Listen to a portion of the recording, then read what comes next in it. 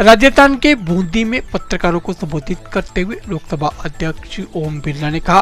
केंद्र में प्रधानमंत्री नरेंद्र मोदी के नेतृत्व में तीसरी बार सरकार बनी है। हमारी कोशिश होगी कि किस तरह से राज्य और केंद्र सरकार मिलकर यहाँ की अपेक्षाओं और आकांक्षाओं को पूरा कर सके। कोटा बूंदी ये तमाम हारोड़ती क्षेत्र ये हमारे सामाजिक राजनीतिक छात्र जीवन से हम यहाँ पर ही सब कुछ हमने अनुभव किया, यहीं सीखे। यहाँ की जनता का प्यार मिला, स्नेह मिला, आशीर्वाद मिला और हमने इस सारे क्षेत्र में लंबे समय तक जनता के अभाव कठिनाइयों के लिए भी संघर्ष किया। केंद्र में माननीय प्रधानमंत्री नरेंद्र मोदी जी के नेतृत्व में सरकार बनी है, तीसरी बार सरकार बनी है और तीसरी बार जहां नरेंद्र मोदी जी के नेतृत्व में देश आगे बढ़ेगा,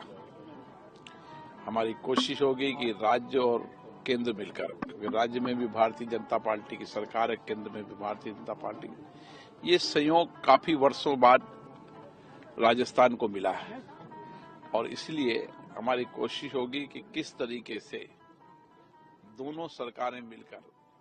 यहाँ की अपेक्षाएं, आकांक्षाओं को पूरी कर सके और विकास के मॉडल पर, इंफ्रास्ट्रक्चर के मॉडल के साथ साथ रोजगार सृजन के साधन उपलब्ध हो सके ताकि नए नौजवानों को रोजगार मिल सके। आज मुझे खुशी है कि देश के अंदर नए प्राइवेट सेक्टर, हर सेक्टर के अंदर जिस तरीके की प्राइवेट सेक्टर के अंदर, निजी क्षेत्र के अंदर लोग भारत में इन्वेस्टमेंट कर रहे हैं और दुनिया के देश भी भारत में इन्वेस्टमेंट करने के लिए जिस तरह की उत्सुकता है, आने वाले समय में इन सभी सेक्टरों के अंदर निश्चित रूप से नौजवानों को रोजगार मिलेगा और भारत को हम पर्यटन की दृष्टि से भी दुनिया का, आज भी हमारी सांस्कृतिक विविधताएं, हमारी अलग अलग हमारी भौगोलिक स्थिति के कारण दुनिया के पर्यटक यहाँ पर आते हैं। तो ऐसे बहुत सारे सेक्टर हैं जिसमें भारत देश लगातार आगे बढ़ रहा है। इस मोदी जी के तीसरे कार्यकाल में मुझे आशा है कि देश नए कीर्तिमान हासिल करेगा। लोकसभा अध्यक्ष कई सारे एक तरह से कहे तो संकेत दिए हैं। देर तक लोकसभा चलाई, जब राष्ट्रपति अभिभाषण पर चर्चा हुई, नियमों में बदलाव किया गया, क्या उस पर क्या कहना चाहेंगे? मेरी कोशिश रहती है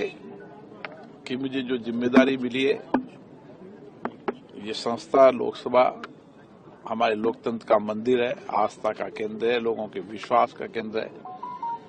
इस पर देश के चुने लोगों की अपेक्षाएं, आकांक्षाएं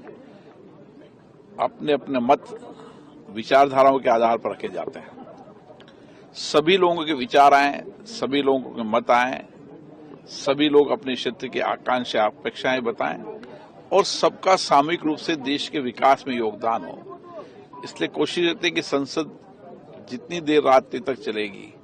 उतनी चर्चा, संवाद होगा, सबका मत आएगा और उस मत के साथ हम सामूहिक मिलकर देश के विकास की एक नई दिशा दे पाएंगे।